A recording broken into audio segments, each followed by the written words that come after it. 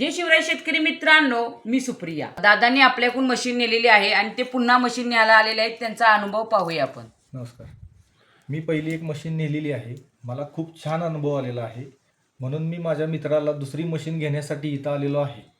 आम्हाला अजूनही मशीन लागण्याची दाट शक्यता आहे. त्यावेळी आम्ही इथूनच मशीन दुसरी नेणार आहे.